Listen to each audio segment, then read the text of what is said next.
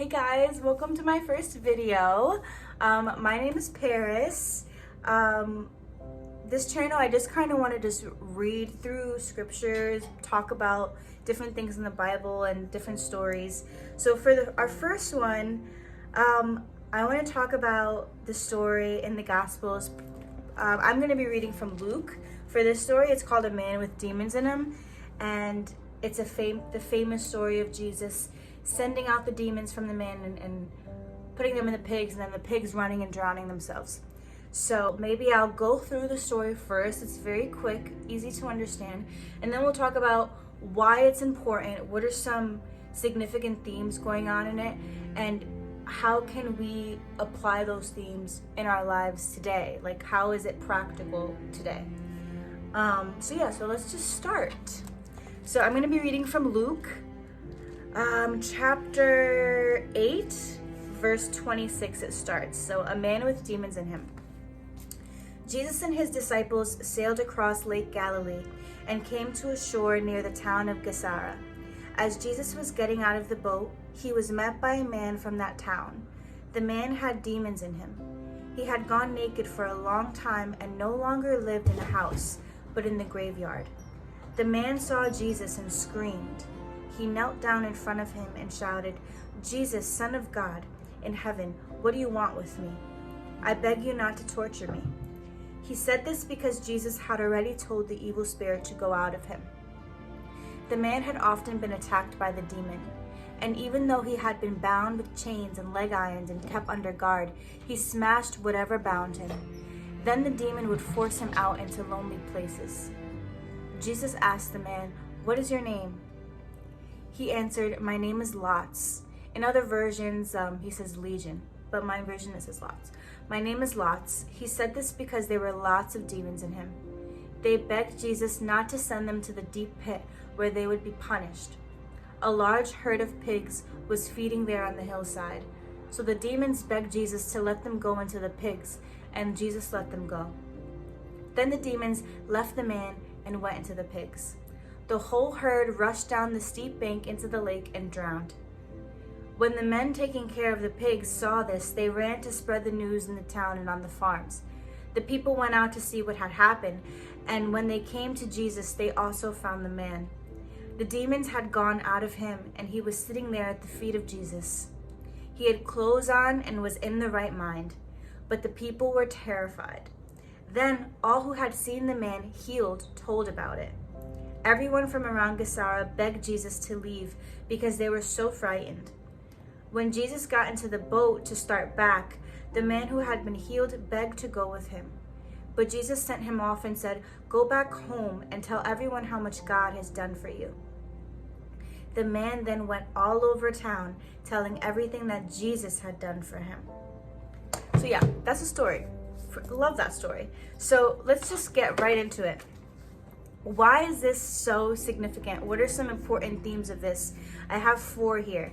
So number 1, this just shows the power that Jesus has in transforming us into a whole new person, a whole new creation.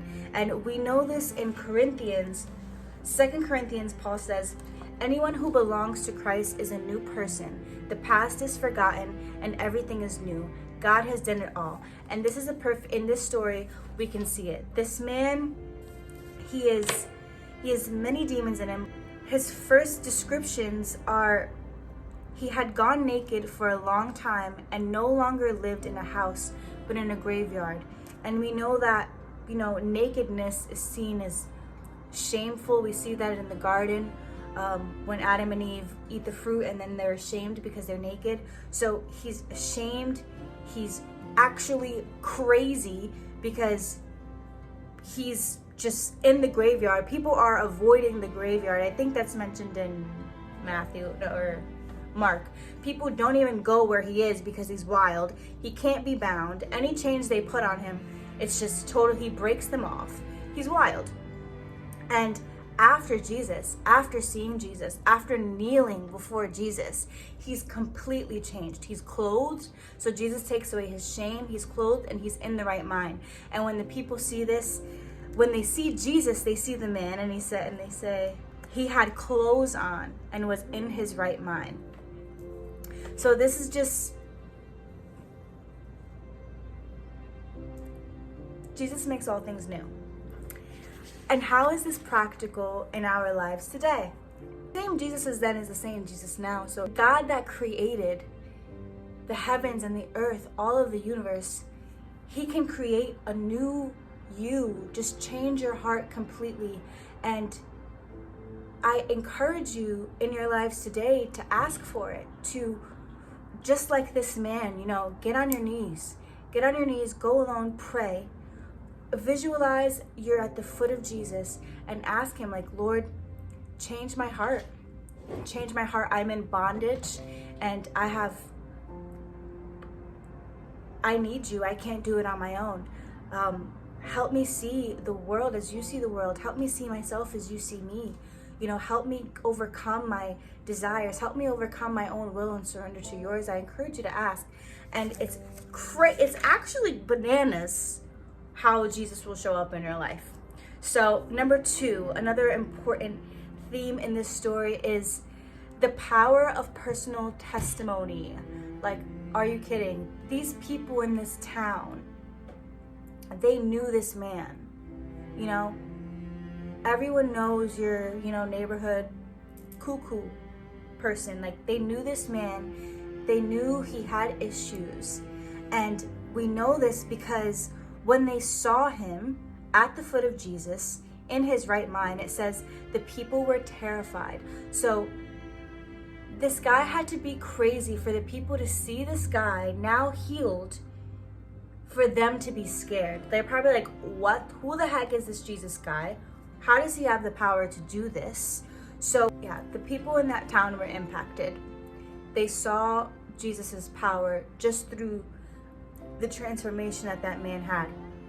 And also in the end of the story, when the man wants to leave with Jesus and Jesus says no, he says to go back to where you're from and tell the people that you know how God has, all the good things that God has done in your life. I mean, God's will bring glory to God. So Jesus telling the man that brings glory to God. And if you just think about all the people that man knew, they knew how crazy he was. I'm sure his family knew he had issues, he had demons, like they all knew. So just think about how powerful it would have been for that man to go back home, to show his town and his people how different he was. All he had to do was just show up and the people would see how different he was and they would be like, what happened to you? What the heck? Who did this? So think about all of the people that saw Jesus's power without even seeing Jesus, and they saw it through that man. So there is so much power in personal testimony, and that is an important part of the story. Another important, significant theme in this story is the authority that Jesus has over the enemy. All forces on this earth, Jesus has authority over it. The enemy moves and works only through Jesus's permission. Only through Jesus's permission. We see this in the story. We see this in the story of Job. God has authority over the devil. So how is this practical in our lives today? Well, anytime that the enemy is messing with us and testing us, we just have to remember, like, we're at the foot of Jesus. He has authority. Like, he's already won the battle. Good has already defeated evil. So all we have to do is remember his word and to go to his word and to use his word as a sword, to put on the armor of God, because he does the battling for us and we're his children. And if what he says is true, and it is true, then he's at work for the good of all who love him. All of this is happening for the glory of him, and his will is supreme and his will is perfect. So we should cheer up, let the devil run its course, let him do what he does, but we stay steadfast in what we know is true and in our faith, because we're comforted with the fact that everything that's happening, God allows it, just like in this story. immediately when the man sees Jesus, the demons in him are like, what the?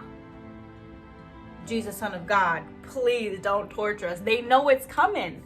Anyways, so those are the four, oh, actually 3. So number 4, the fourth important theme going on in this story is the choice that we have of rejecting Jesus. And it's sad, but the Lord gives us free will and we have the choice to reject Jesus. And Jesus making us a whole new creation, that is a disruption. That is big. That is difficult. It changes everything.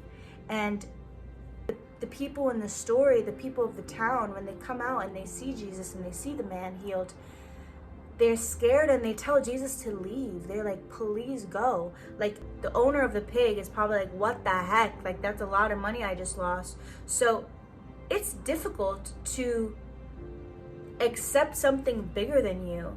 It's difficult to accept change, even if that change is going to free you from bondage. It's difficult to be humble and admit that you were wrong and let someone else be in control now, not your own will. So I understand and I sympathize with the people. And sometimes giving up, being humble and giving up our own will is more scary than the bondage that we're used to. So it's very easy to just choose bondage again over the freedom that Jesus provides. And it's so practical in our lives today. Jesus calls us to pick up our own cross every day, to choose him every day. It's a daily struggle. But what's important to know is that suffering is inevitable and change is inevitable. And we're going to go through suffering. We're going to go through distractions and deviations and all the things, and we're going to suffer. So at least with Jesus, he promises us eternal hope. He promises us a happy ending. He promises us grace for our iniquities, like forgiveness. And so it's only logical to suffer for him, to suffer in the name of him, if we're going to suffer anyway. So I think that is a really important theme of this story as well. Something I wanted to share too about suffering. In 1 Peter, Peter says, it is better to obey God and suffer for doing right than to suffer for doing wrong. And God blesses us when we suffer in his name. Well, yeah, thank you guys so much for watching. That's really all I have today. I welcome comments. I'm new at this. I don't know what I'm doing, so definitely open to critique and open to other I'm sure there's a million of other interpretations to this story. This is just my interpretation, and I still have a lot to learn. So I thank you guys so much for watching, and I hope you guys have a blessed day. May God bless you.